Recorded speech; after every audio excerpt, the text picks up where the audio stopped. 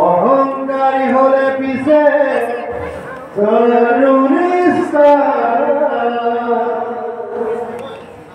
ও শ্ৰী হৰিয়ে দিলে নাৰদ ভগবানিলে জগৎ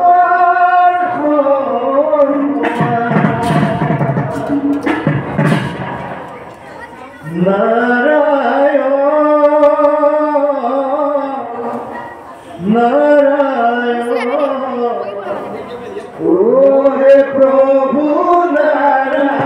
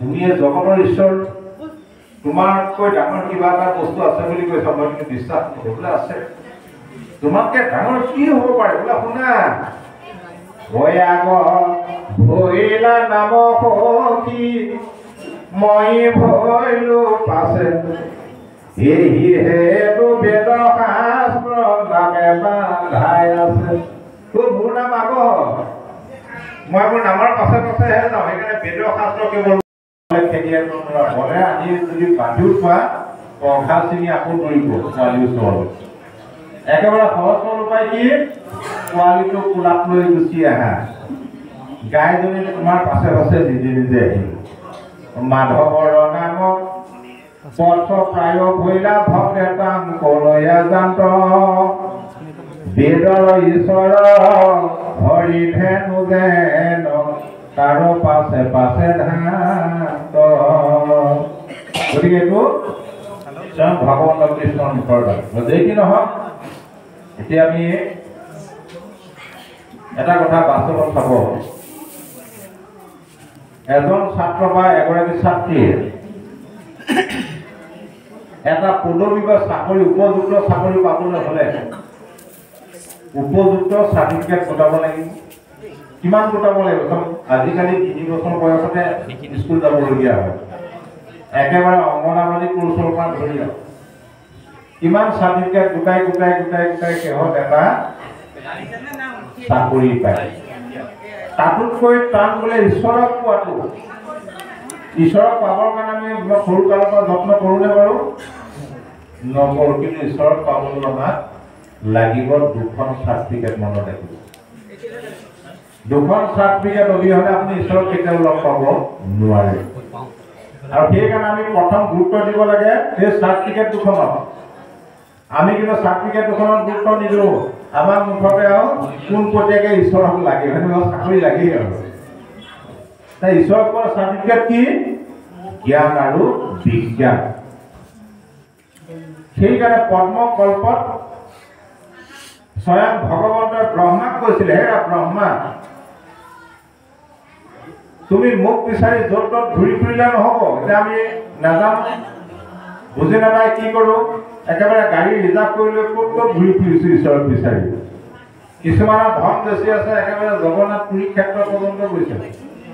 কুম্ভ মেলাত কিমান গৈছে স্নান কৰিবলৈ, ধন কম অসমতে ঘূৰিছে। কিন্তু প্ৰকৃততে আমাৰ শাস্ত্ৰই ঈশ্বৰক ক'ত বিচাৰিবলৈ কৈছে? স্বয়ং ভগৱন্তই ব্ৰহ্মাক কৈছে, হে ব্ৰহ্মা, ঐ হেন মোক বিচাৰিবে সাধুৰ সংগত জ্ঞান বিজ্ঞান তেবে হৈবে কবে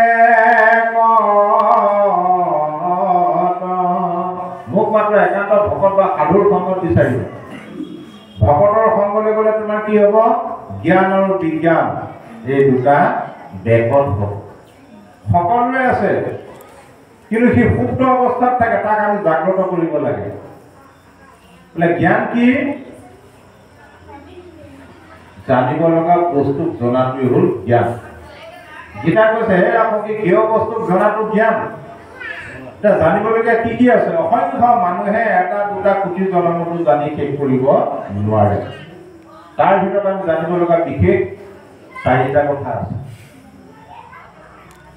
প্ৰথম কথা, মই কোন? দিনত আলোচনা কৰিম মই কোন। আকৌ পৰা আহিলো মই, আমি আচল ঘৰখনে পাহৰিছো। এতিয়া আপোনালোক ৰাতি ভাগত খানাৰ ওচৰত কলৈ যাব? নিজৰ ঘৰলৈ যাব নে লোকৰ ঘৰলৈ যাব? নিজৰ ঘৰলৈ যাব লাগিব। ৰাতি গৈ 12টা লোকৰ ঘৰত মানে চুৰ ডকাইত দেখোঁ হুলস্থুল লাগিব। নিজৰ ঘৰখনে পাহৰি থাকিলে যায় কেনেকে? এতিয়া আমাৰ কথাটো সেইটো হৈছে, মই এতিয়া আইগৰাকী সুধো, আইগৰাকী ঘৰ ক'ত? চিধাই ক'ব, এইখন গাঁৱতে মোৰ ঘৰ। আপোনাৰ আচল ঘৰ ক'ত? মাকৰ ঘৰখনৰ কথা কৈছোঁ, আচল ঘৰ। মাকৰ ঘৰখন আচল ঘৰ হয় জানো আপোনাৰ?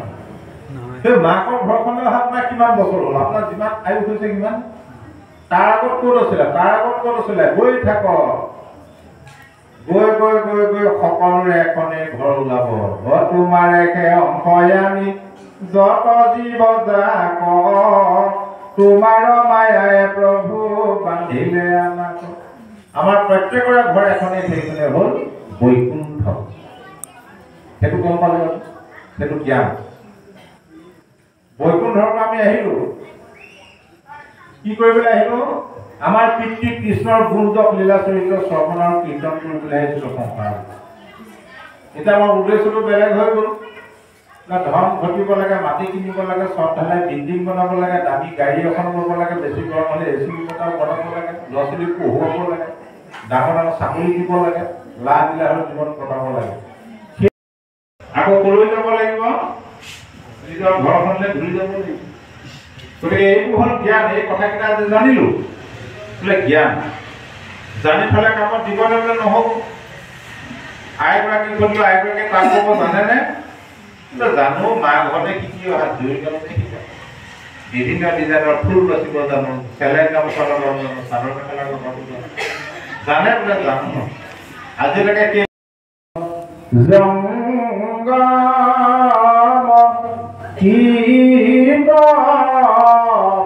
তংগ অগণ জগতে কায়া। হে প্ৰভু সমস্তবিলাক তোমাৰেই কায়া। কায়া মানে দেহ নহয়, দেহ মানে ৰূপ নহয়। কিন্তু এই তত্ত্বটো নাজানে আমি কি কৰো? মাৰি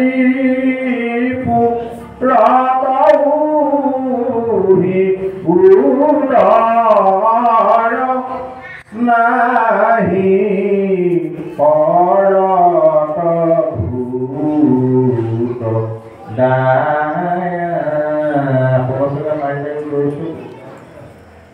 মুখেৰে ঈশ্বৰৰ নাম লওঁ, হাতে কামে আকৌ ঈশ্বৰৰ দেহবিলাককে মাৰি মাৰি বস্তু দুটা সোমাই আহি গ'ল। সেইকাৰণে শাস্ত্ৰই কৈছে যত দেখা ভূতৰ প্ৰাণী সবা হাতে বিষ্ণু মানি কৰিবা সবাটো উপকাৰ। তেতিয়া আনন্দ পাবা। আনন্দই ব্ৰহ্ম, ব্ৰহ্মই কৃষ্ণ। উপকাৰ কৰি আনন্দ ল'বলৈ কৈছে। এতিয়া আনন্দটো চাবচোন বিজ্ঞানসন্মত কথা। যাৰ মন সদায় আনন্দত থাকে, মাছ মাংস ঘিউ জুতি লগাই খাব নালাগে, মচুৰ দালি পানী আলু পিটিকাই খাওকচোন, আনন্দ কৰে, একদম স্বাস্থ্য সুন্দৰ হ'ব। যাৰ মন সদায় আনন্দত থাকে, বেমাৰ আজাৰো নহয়। এতিয়া আইসকলৰ যিসকল আই মাতি ঈশ্বৰৰ নাম গুণ গাই মনটো আনন্দত ৰাখে, সেইসকলক লক্ষ্য কৰিবচোন বিদ্যালয়ত নগৰীও ধুনীয়া ধুনীয়া হ'ল প্ৰমাণ চব। এতিয়া আজিকালি মানুহৰ মুখত হাঁহি নাইকিয়া হ'ল, আনন্দ নাইকিয়া হ'ল। বোলে কি হাঁহিবা হ'ল, আজি মানে টেনচন আৰু ধাৰে হাঁহিহে পোট কৰি আছো। আজিকালি হাঁহিটো অকল এইকণতহে হাঁহে, অকল বেছিকৈ হাঁহি মাৰি থৈ দিয়ে। অন্তৰৰ পৰা পেট বিষাই যোৱাকে হাঁহেনে বাৰু? যি মানুহে পেট বিষাই যোৱাকে হাঁহে, গেছৰ টেবলেট কেতিয়াও খাব নালাগে। এই আমেৰিকান কাণ্ট্ৰিবিলাকক লাফিং গেছ দি দি বেমাৰীবিলাকক হমুৱাই আধা সময় ভালেই হৈ যায়। ইয়াৰ অলপ আগত কৈ গ'ল, দেৱদত্ত নামৰ বায়ু এটা আছে, সেই বায়ুটো আমাৰ এতিয়া শুকাই গৈছে। সেইটো লাফিং গেছ। আমি যে হাঁহো, বুজিছেনে? সেইকাৰণে এতিয়া আইসকলৰ পৰা আজিকালি অকণমান হাঁহিবলৈ লৈছে। মাজতেতো হাঁহি একেবাৰে নাইকিয়া হ'ল। যিদিনা মুখ্যমন্ত্ৰী মহোদয় কৈছে আইসকল মহিলাসকলৰ আইকক চবলৈকে উঠাই দিল, তেতিয়াহে হাঁহিবলৈ লৈছে। তাৰ আগত সঁচাকৈও সঁচা। এই সোমবাৰে পইচা দি আহেহে, সোমবাৰটো পালেহিয়ে পইচা দি সোমায়। যে কি নহয়, সেইকাৰণে কিন্তু আমি অপকাৰ কৰিহে ভাল পাওঁ। উপকাৰ কৰি পাইছোঁ জানো? ভাবক, টমটম এখনত উঠিলো, ক'ত যাব? বোলে আমুকত যাম। ভাড়া কিমান দিব লাগিব? বোলে 30 টকা দিব লাগিব। নাই নাই, মই 30 টকা দিব পাৰোঁ, 30 টকাহে দিম, হ'লে হ'ব, নহ'লে নাই। টমটম চলাই যেনে তেনে পৰিয়াল পুহি থকা দুখীয়া ল'ৰাটোকো 10 টকাত ঠগিবলৈ পালেহে ভাল পাওঁ। কাম কৰিবলৈ কামলা এটা মাতিলো, দিনৰ দিনটো কামত লগালো, সন্ধ্যা লগা সুধিলো তোমাৰ হাজিৰা কিমানকে দিব লাগিব? বোলে 5 টকা দিব লাগিব। নাই নাই, মই 4.5 দিম। কাম কৰি থকা লোকৰ ঘৰে ঘৰে কাম কৰি খোৱা দুখীয়া মানুহটোকো 50 টকাত ঠগিবলৈ পালেহে ভাল। আকৌ আপুনি চাবচোন, আমি মাক দেউতাকৰ ল'ৰা ছোৱালীবিলাকক সৰুৰ পৰা মানুহক ঠগিবলৈকে শিক্ষাটো দিয়ে। চকুৰ আগত দেখিছো, এজনৰ লগত এজনৰ ঘৰত সোমালো, ব'ল আমাৰ ভাগৰ আছে, যাওঁ, বোলে হ'ব যাওঁ। তেওঁ ৰাতিপুৱা পাণ পাৰি আছে, মোক দেখি ল'ৰাটোকে নামি আনে, এজনমান পাণ বাৰান্দাত ডুবাই দিলে। পিতেকক ক'লে, মই ভাগৰ পৰা ঘূৰি আহোঁতে গধূলি হ'ব, তই পাণখিনি জুকিয়াই থবি দেই, এদিন নাযাবি। দোকান আমুকৰ দোকানত দিবগৈ লাগিব। দেউতা মই আজিলৈকে পাণ জুকিয়াই পোৱা নাই, কেনেকৈ জুকিয়াম? এই পিছ ফেলাই এগুচি হয়, ডাঙৰ ডাঙৰবিলাক কাষত দিলোঁ, সৰুবিলাক কাষত পৰে। তাৰমানে কি তেনেকুৱা ঈশ্বৰ সেৱা হ'ল জানো? মুখে ঈশ্বৰ নাম ল'লো, হাতে কামে আকৌ ঈশ্বৰক ঠগিবলৈ গৈছোঁ, নহ'ব। কি নহয়, আৰু এটা কথা,